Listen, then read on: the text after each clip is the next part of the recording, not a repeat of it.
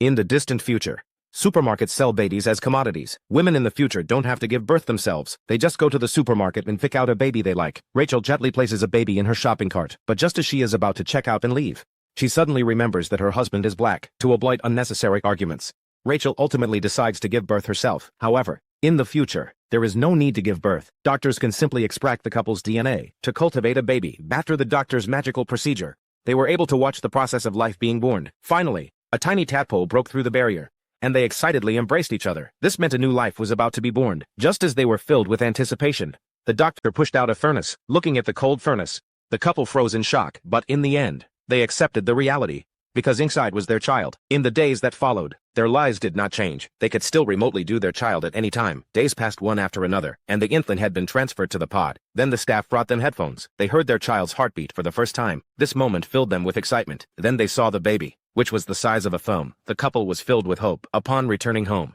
they eagerly began renovating the nursery. Time flew by quickly. Soon, they could bring the pod home. At first, they were very cautious when handling it, so they placed it in the bedroom. However, at night while sleeping, they felt that the pod was out of place there, so Jack decided to move it to the living room. On the way, the man nearly tripped, but fortunately, he managed to steady himself. They then prepared to go back to sleep. Suddenly, an alarm sounded outside. The couple panicked and rushed out to check, but they had forgotten to replenish the nutrient solution. At first, the man was very panicked, but as the days passed, he watched the child inside grow steadily, and Jack felt quite relieved. Soon, the storage carrier at home came to an end, and the child was about to be born. They needed to exchange the pod back, and then wait for the child to be born. After returning home, they felt something was missing. Soon, the couple saw the doctor again, but the doctor said the child would be induced immediately. The couple felt a bit confused, as it was not yet time for the birth. The doctor then explained the demand for the pod was too high, so all the children had to be born early. The doctor then brought out the previous contract, stating that it was clearly written there, and after the child was born, they would have to bring the child back for regular checkups. They were stunned. This was clearly their child. Jack was immediately unwilling, so he took advantage of the doctor's inattention and secretly stole the pod to prevent the child from being taken again.